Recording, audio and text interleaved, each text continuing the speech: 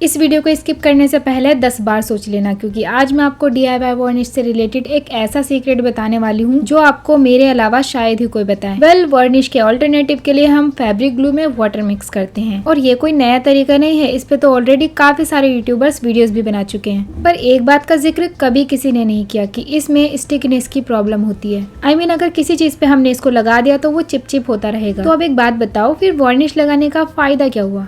जहाँ से कोई प्रॉब्लम स्टार्ट होती है वहाँ से मेरे एक्सपेरिमेंट्स शुरू हो जाते हैं। फैब्रिक ग्लू से वर्निश की स्टिकनेस की प्रॉब्लम को ठीक करने के लिए भी मैंने कुछ एक्सपेरिमेंट्स किए। चलो बताती हूँ। आर्ट एंड क्राफ्ट करते करते मुझे इतना एक्सपीरियंस तो हो चुका है कि हमारा वर्निश या फिर कलर्स चिपचिप होंगे या नहीं, ये बात डिपेंड करती है बेस पर। इसलिए एक्सपेरिमेंट्स के लिए मैंने यहाँ पे 3 बॉक्सेस लिए और इन पर मैं अलग अलग बेस, अलग अलग कलर्स और वर्निश अप्लाई करूंगी। तो सबसे पहले बेस बनाने के लिए मैं यहाँ पे जेस्सो को DIY कर रही हूँ, और लिटरली बताऊँ तो ये तरीका मुझे रेडीमेड जेस्सो से भी ज्यादा बेटर लगता है, क्योंकि ना तो इसमें कोई पील ऑफ होने की प्रॉब्लम होती है और ये काफी अफोर्डेबल भी है। बस आपको थोड़ी पुट्टी में फेविकोल और एक्रिलिक कलर मिक्स करके इसे बनाना होता है। किसी ने कमेंट में पूछा था कि हमारे पास एक्रिलिक कलर नहीं है, तो आप उसको स्किप भी कर सकते हैं। मैंने काफी सारे DIYs ऐसे भी बनाए हैं।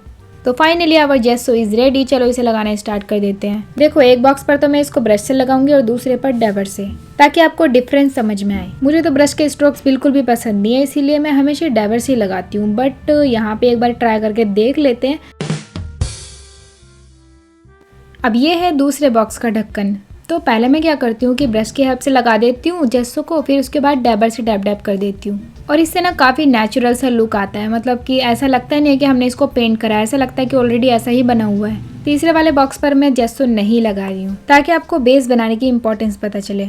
तो फाइनली अब पेंटिंग प्रोसेस स्टार्ट होने वाला है। तो मैं अपने DIY ब्रश वॉशर में थोड़ा पानी भर लूंगी। तो देखते हो ना आप लोग, मैं अपनी बनाई हुई हर चीज़ वीडियोस में भी यूज़ करती हूँ। तो सबसे पहले मैंने लिया अपना फेविक्रिल एक्रिलिक कलर, और इसको बिना बेस वाले बॉक्स के ऊपर पेंट कर रही हूँ। देखो, ऐसा नहीं है कि आप बिना बेस के किसी प्लास्टिक की चीज को पेंट ही नहीं कर पाओगे। पेंट तो कर दोगे, लेकिन वो इतना स्ट्रांग नहीं होगा, बार बार कलर्स उखड़ेंगे।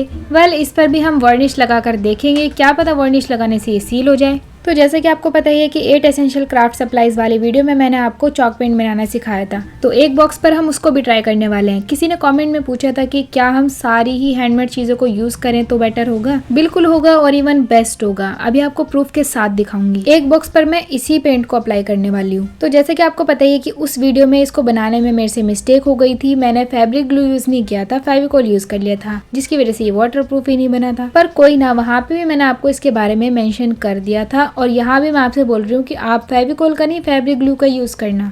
तीसरे वाले बॉक्स के लिए मैंने इससे भी अच्छा एक्सपेरिमेंट सोचा है। तो ये भी कंप्लीट हो चुका है, तो चलो बताती हूँ। तो ये येलो बॉक्स हो गया हमारा DIY जेस्सो के ऊपर DIY चॉक पेंट का। ठीक है, हम इसके ऊपर डायरेक्टली एक्रिलिक पेंट नहीं करेंगे। आपको क्या करना है, सबसे पहले थोड़ा सा चॉक पाउडर ले लो, और अगर नहीं है तो इस तरीके से चॉक को आप घिस सकते हो, जैसा कि मैं कर रही हूँ सैंड पेपर की हेल्प से। अब आप जो भी एक्रिलिक कलर यूज करते हो ना, उसको निकालो और चॉक पाउडर को इसमें मिक्स कर दो। तो इस तरीके से आप अपने एक्रिलिक कलर को इंस्टेंटली चॉक पेंट में कन्वर्ट कर सकते हो, एंड डेफिनेटली ये वाटरप्रूफ भी होगा। आई थिंक अब आपको एक बात तो समझ में आ ही गई होगी कि अगर हम अपने DIY वर्निश का यूज कर ही रहे हैं तो हमें चॉक पेंट्स का यूज करना है, एक्रिलिक कलर का यूज नहीं करना, क्योंकि एक्रिलिक कलर शाइनी होते हैं, उनमें ऑलरेडी इतनी स्टिकीनेस होती है। अगर हम उसके ऊपर कोई और चीज और स्टिकी लगा देंगे तो वो और ज्यादा स्टिकीनेस बढ़ जाएगी।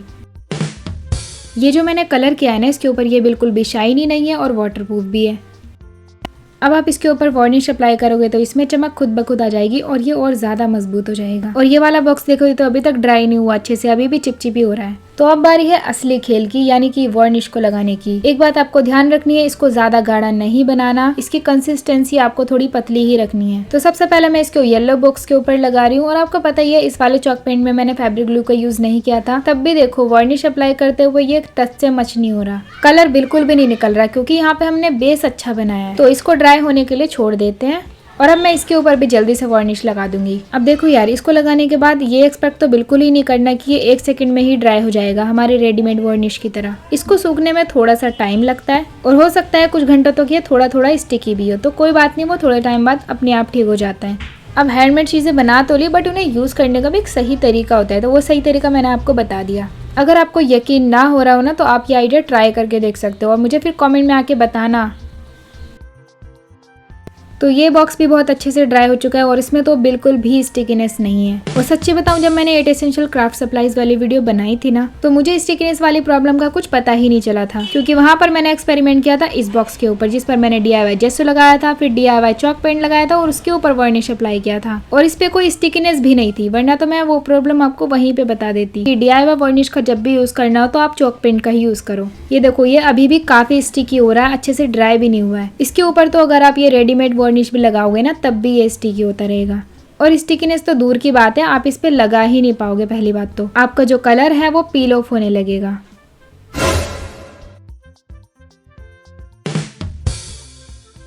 एक डाउट आपको और हो सकता है कि क्या हम इस वर्निश को पेंटिंग्स के ऊपर लगा सकते हैं। आपको पता ही है कि ये पेंटिंग्स मैंने हैंडमेड कैनवास के ऊपर बनाई थी एंड जेसो भी अप्लाई किया था, बट पेंटिंग तो एक्रिलिक कलर से ही बनाई थी ना। तो जब मैंने इसके ऊपर ये DIY वर्निश लगाया तो ये काफी स्टिकी होने लगा और काफी दिनों तक स्टिकी ही रहा, और इस वजह से इस पे धूल मिट्टी भी चिपक गई। अगर ऐसा होता है तो इससे बढ़िया तो यही है कि आप वर्निश लगाओ ही ना। और अगर वर्निश लगाना ही चाहते हो तो आपको पता ही है क्या करना है। एक्रिलिक कलर्स में थोड़ा थोड़ा चॉक पाउडर मिक्स करके पेंटिंग बनानी है, चॉक पेंट्स का यूज करना है। अब मैं आपको बताती हूँ एक प्रॉब्लम का सोल्यूशन। अगर गलती से कभी आपने ये वार्निश ऐसे सरफेस पर लगा दिया जिस पर ये स्टिकी हो रहा है, तो जाहिर सी बात है उसके ऊपर धूल मिट्टी भी चिपक जाएगी। तो उसे साफ करने के लिए आपको गीले कपड़े या फिर गीला टिश्यू पेपर का यूज करना है और इस तरीके से आपको साफ कर देना है, और इजीली साफ भी हो जाएगा। ये देखो, टिश्यू पेपर कितना गंदा हो चुका है, ऑलरेडी इस पे काफी धूल मिट्टी चिपक चुकी थी। इसके अलावा ये टिश्यू बॉक्स तो आपको याद ही होगा, जिसको मैं अब वास की तरह यूज कर रही हूँ। अब आपको पता ही है कि ये टेक्सचर मैंने वॉल पुट्टी के पेस्ट से बनाया था, तो अगर आप इसके ऊपर भी ये वर्निश लगाते हो ना, तब भी आपकी कोई स्टिकीनेस की प्रॉब्लम नहीं होगी। अगर बेस थोड़ा रफ होगा, शाइनी नहीं होगा, ऑब्जर्व करने वाला होगा वाटर को, तो ये आसानी से इसके ऊपर अच्छा वर्क करेगा।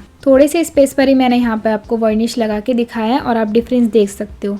आई होप नहीं, आई नो ये वीडियो आपके लिए बहुत हेल्पफुल थी। तो चलो इसी बात पे लाइक कर दो, और सब्सक्राइब नहीं किया तो सब्सक्राइब भी कर लेना। अगर आपको आर्ट एंड क्राफ्ट से रिलेटेड सारे DIY टूल्स एंड सप्लाईज बनाना सीखने हैं तो लेफ्ट साइड पर है उन सभी वीडियोस की प्लेलिस्ट, और अगर हैंडमेड क्ले बनाना सीखनी है और इससे रिलेटेड सारे सीक्रेट्स भी जानने हैं तो राइट वाली वीडियो पे क्लिक कर देना।